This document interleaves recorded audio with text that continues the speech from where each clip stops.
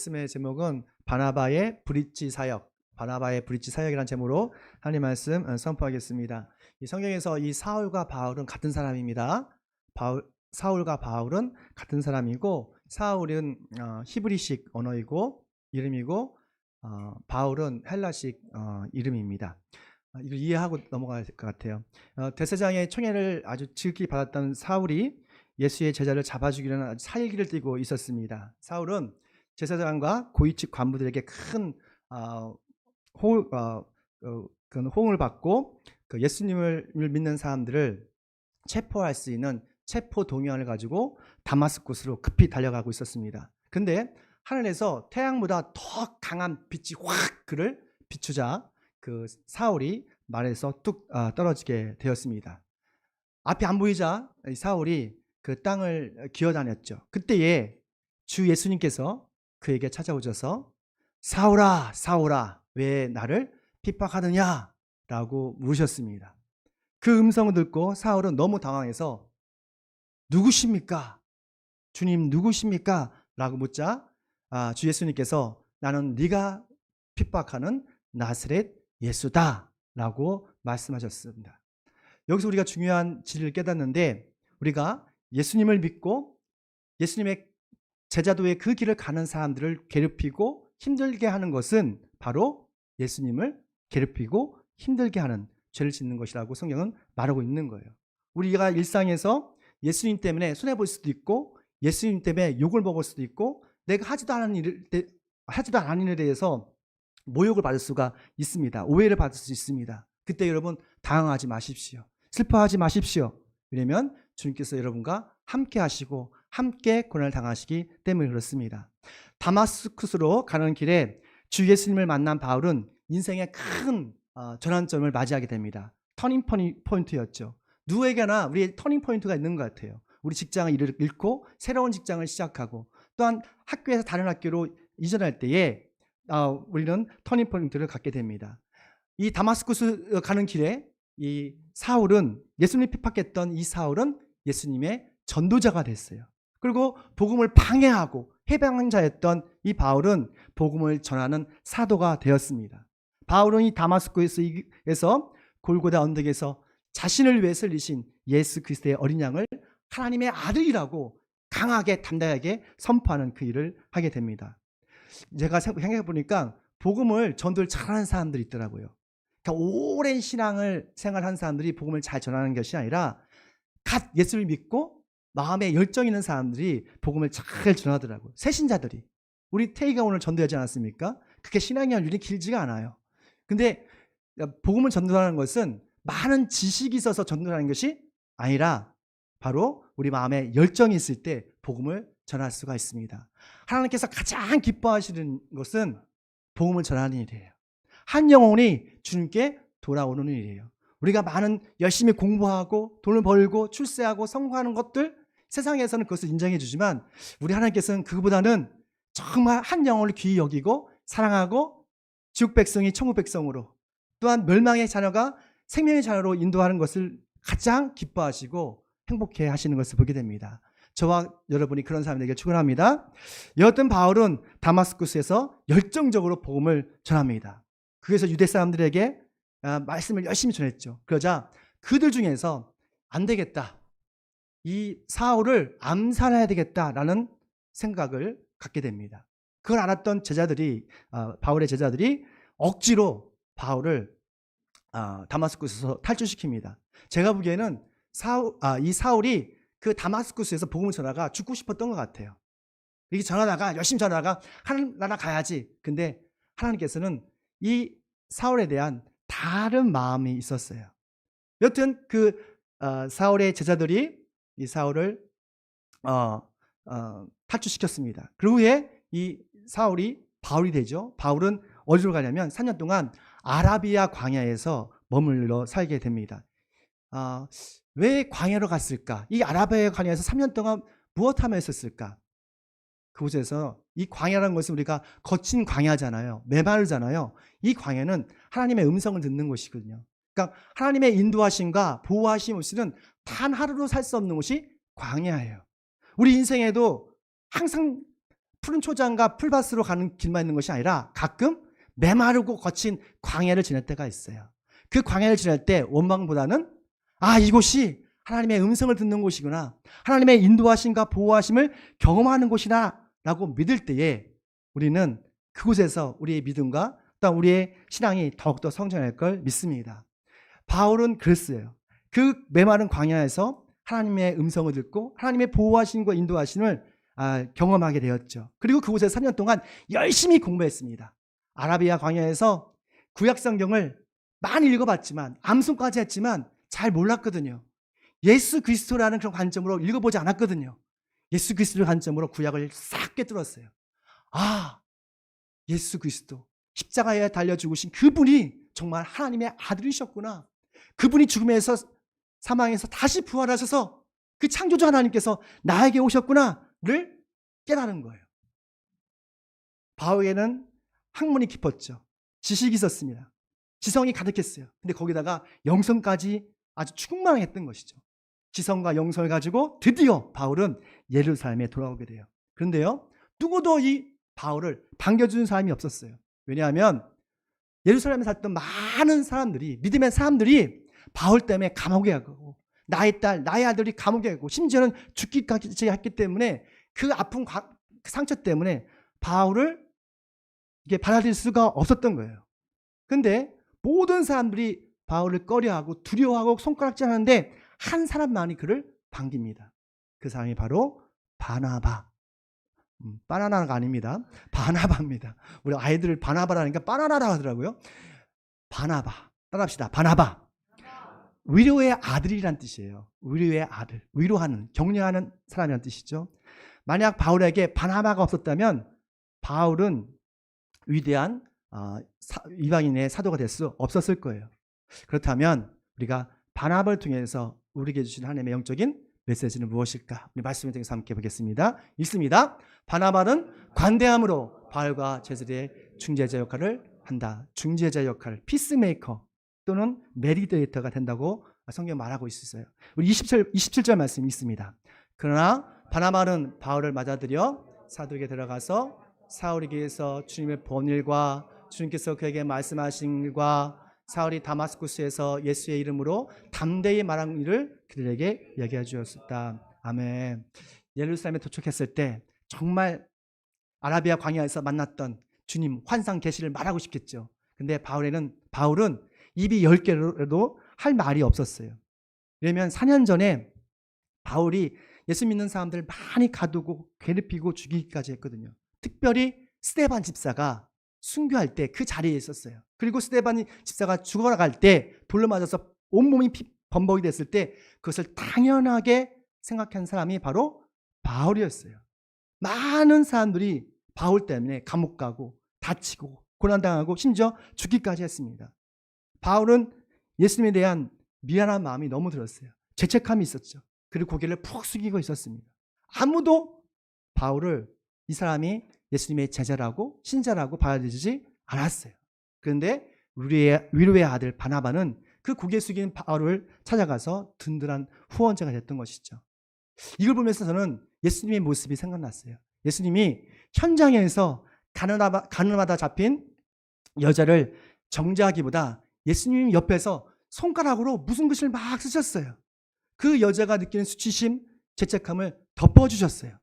바나바도 그랬던 것 같아요. 바나바도 바울 옆에서 제자들에게 바울이 어떻게 예수님을 믿었는지, 어떻게 열심히 다마스쿠스에서 복음을 전하는지를, 복음 때문에 어떤 핍박을 받았는지를 대시 말해주고 있는 것을 보게 돼요. 바나바는 왜 이렇게 이 바울을 아끼고 또한 아주 관대하게 받아들였을까요? 왜냐하면 바나바는 성령과 믿음이 충만한 사람이었습니다. 뭐가 충만했다고요? 성령과 믿음이 충만하고 또한 성품까지도 착한 사람이 있었어요. 우리 사도행전 11장 24절 말씀 있습니다. 바나바는 착한 사람이요 성령과 믿음이 충만한 사람이었다. 그래서 많은 사람들이 주님께 나왔다. 아멘.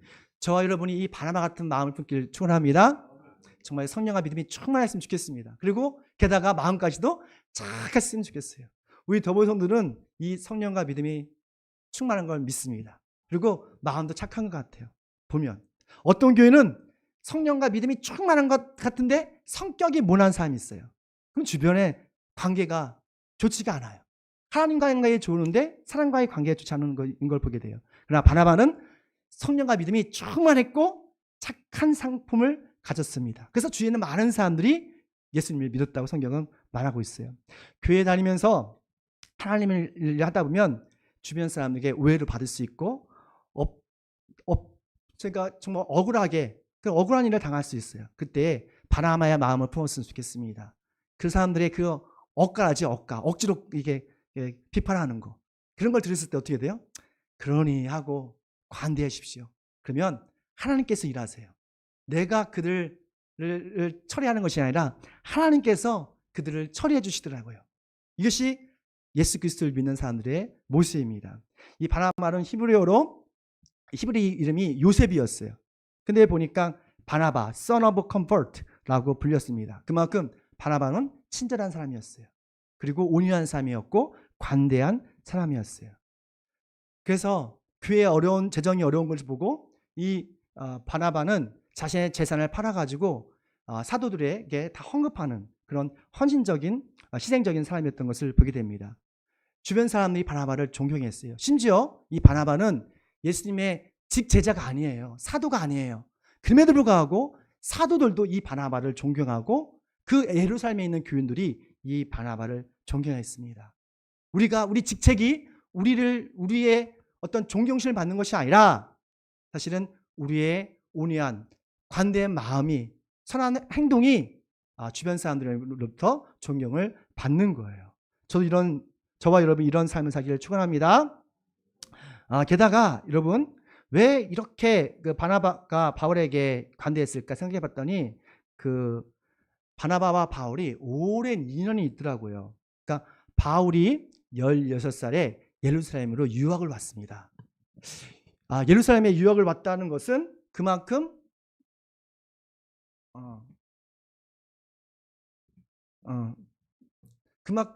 끌까요?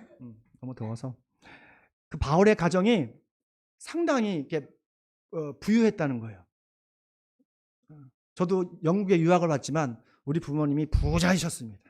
농사꾼이시지만 아주 부유한 분이셔서 우리 유학을 4명을 보냈습니다. 할렐루야. 돈 없이는 못 보낸 것이 유학입니다. 일단 다 희생하셨죠. 그러니까 아마도 바울의 가정도 그랬던 것 같아요. 다소라는 것은 되게 문화도시였고 경제도시였기 때문에 이 유학을 보냈던 것 같아요. 그리고 신앙이 좋았습니다. 근데 유학은 일반적으로 공부를 해서 보내잖아요. 근데 이거는 신앙 때문에 유학 보냈어요. 대단하지 않아요? 자녀의 신앙을 성장시키기 위해서 그냥 예루살렘에 보낸 거예요. 그곳에서 열심히 공부를 했죠. 그래서 그 당시 최고의 가말리엘 학파에서 공부를 하고 학업을 마칠 수 있게 되었습니다. 네, 문헌을 찾아보니까 바울과 이 바나바는 6살 차이 나더라고요. 그러니까 바나바가 바울보다 6살이 많은 형이에요. 미안, 5살이 많아요. 5살. 근데 이 바울과 바나바가 천상의 정원이라는 이스라엘비를 위한 친교단체가 있었답니다. 이것은 유대인 청년 모임이라는 것인데 이곳에 함께 회원으로 활동했던 거예요. 천상의 정원. 근데 그곳에서 함께 우리 유대, 이 나라를 빼앗긴 이 유대를 다시 한번 이렇게 세워보자, 독립해보자, 아주 열심으로 기도해보고 열심으로 함께 힘을 모았던 것이 그 천상의 정원이었다 합니다. 이것은 상당히 고위층들만이 참여할 수 있는 것이죠. 그때의 그 모임에 바나바와 바울이 서로 알게 되었고 서로의 우정과 신뢰를 쌓았다 합니다. 근데 서로의 신앙관이 확 달라진 계기가 있었어요. 바나바는 예수님을 믿게 되었고 바울은 예수님을 믿지 않았거든요. 그 때문에 갈라졌던 거예요. 근데 바울이 다마스로 가는 길에 회심을 했잖아요. 가장 먼저 달려온 것이 바로 바나바예요.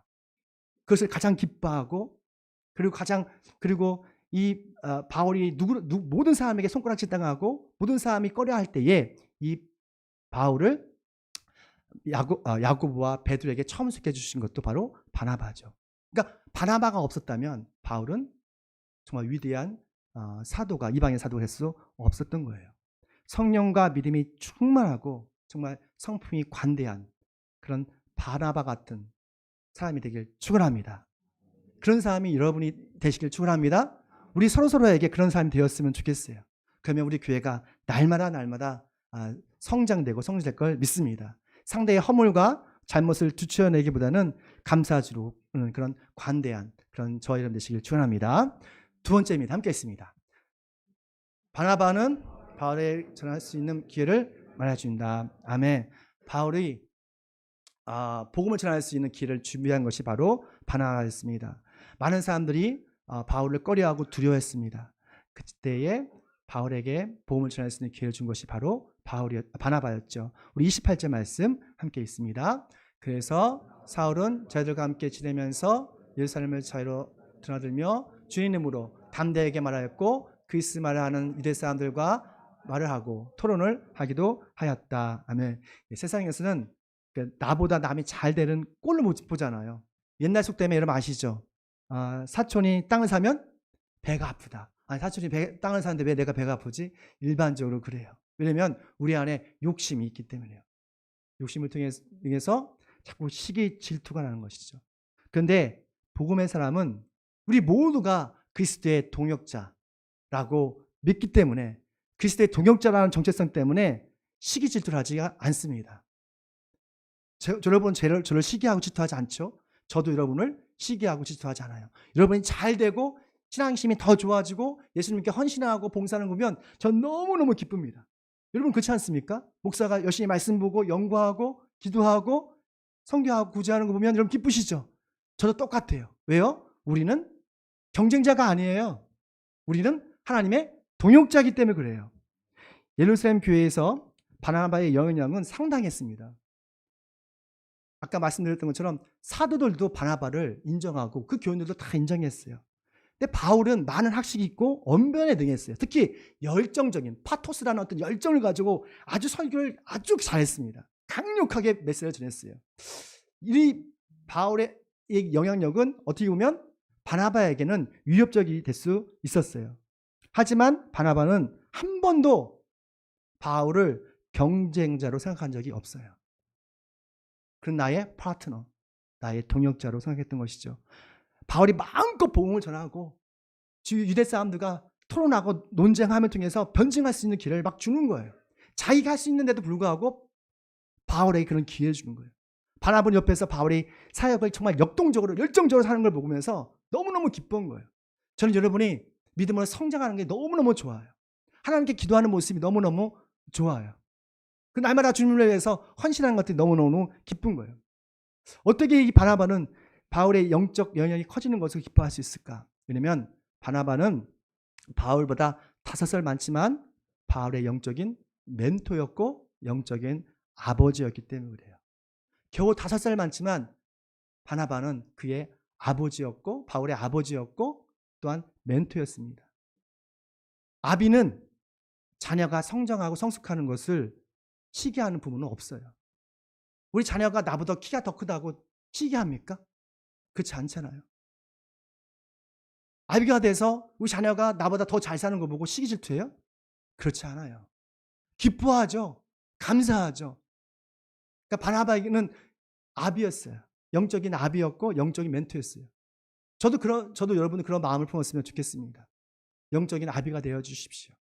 영적인 멘토가 되어 주십시오. 하나님께서는 그걸 원하시는 거예요.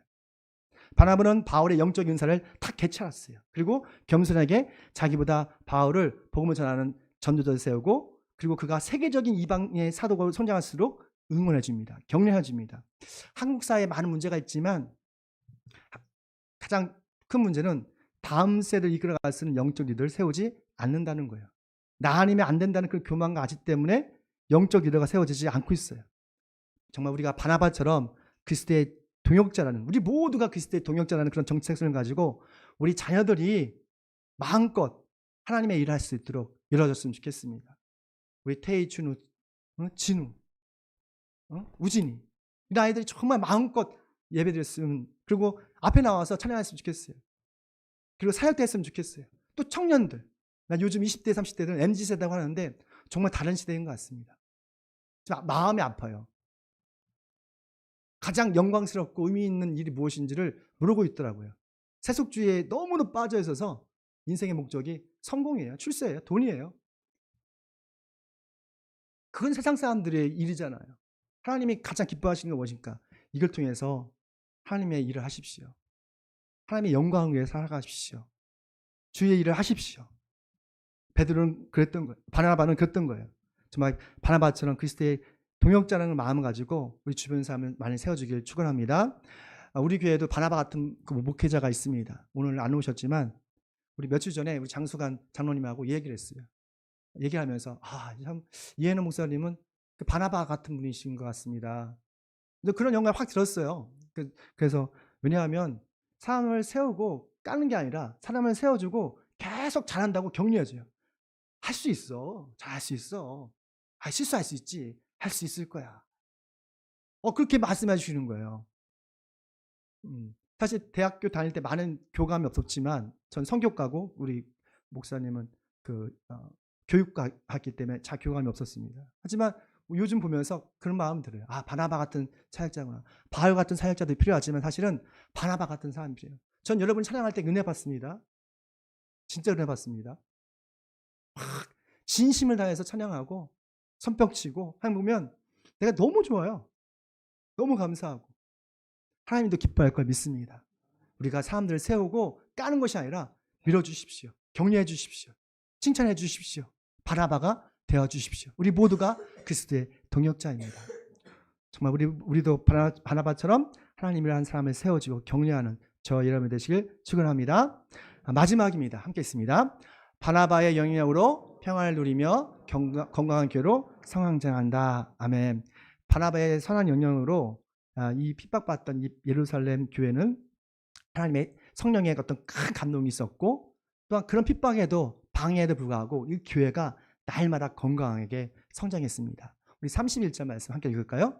그런 동안에 교회는 유대와 갈릴리와 사마리아 온 지역에 걸쳐서 평안을 누리면서 튼튼히 서갔고 주님을 두려워한 마음과 성령의 위로로 정진해서 그 수가 점점 늘어났다. 아멘. 이 말씀을 착 압축하면 이런 거예요. 건강한 교회는 뭐라는 거예요? 하나님을 경외하는 두려워한 마음이 있다는 거예요. 세상을 두려워하는 것이 아니라 나의 윗상사를 두려워하는 것이 아니라 하나님을 경외하는 두려운 마음이 있다는 거예요. 그러니까 문제가 아니라 그 문제 뒤에 있는 본질을 볼 수 있는 것이죠. 파도를 보는 것이 아니라 바람을 볼 수 있는 그런 믿음이 있는 거예요. 믿음의 눈이 있는 거예요. 건강한 교회로 경건한 마음이 있고 또한 성령의 위로하심이 있대요. 오늘 이 시간 성령의 위로하심이 여러분의 있기를 축원합니다. 그리고 두려움 없고 평화가 있대요. 그러면서 새순처럼 온 세상에 그 복음의 씨앗이 뿌려진다고 말합니다. 이런 교회가 바로 선교적인 교회예요. 예수님처럼 성리적 교회를 꿈꾸는 교회, 바로 우리 교회가 되길 축원합니다. 우리 교회가 그런 교회가 됐으면 좋겠어요. 하나님을 경외하고 성령의 위로하심이 있고 사람의 위로, 사람의 칭찬도 있지만 성령의 위로를 받아야 되거든요. 성령의 터치하심을 받으면 사람의 잔잔한 그런 격려는 그렇게 중요하지 않지 않습니까? 그리고 우리 마음속에 평강이 있는 것, 이게 사도행전 교회입니다. 성교적인 교회입니다.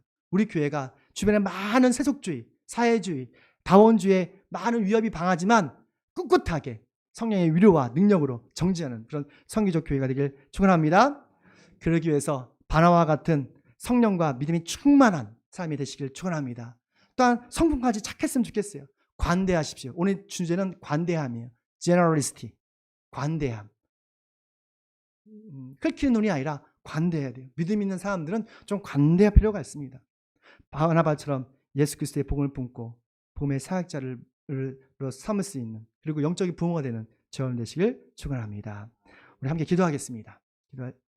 하나님 아버지 감사합니다. 우리의 영원한 새 언약의 중재자가 되신 예수님을 찬양합니다. 우리의 믿음이 연약하고 성품이 모났지만 그럼에도 불구하고 그리스도의 중재자로 삼아주시니 감사합니다. 하나님 아버지, 정말 우리가 그리스도의 중재자로서 우리 교회에서 많은 사람들을 관대한 마음으로 섬길 수 있는 그런 은혜를 하여 주시옵소서. 바나바처럼 우리가 아버지의 성령과 믿음이 충만하고 정말 착하고 관대한 성품을 허락해 주셔서 우리 자녀를, 또 우리 교회를 바울 같은 사람들 많이 세울 수 있는 그런 멋진 그리스도의 동역자가 되게 도와 주시옵소서. 그래서 우리 더불어교회가 주님께서 기뻐하시는 사도행전적 교회, 성의적 교회가 되게 도와 주시옵고 성령의 위로와 평화가 넘치는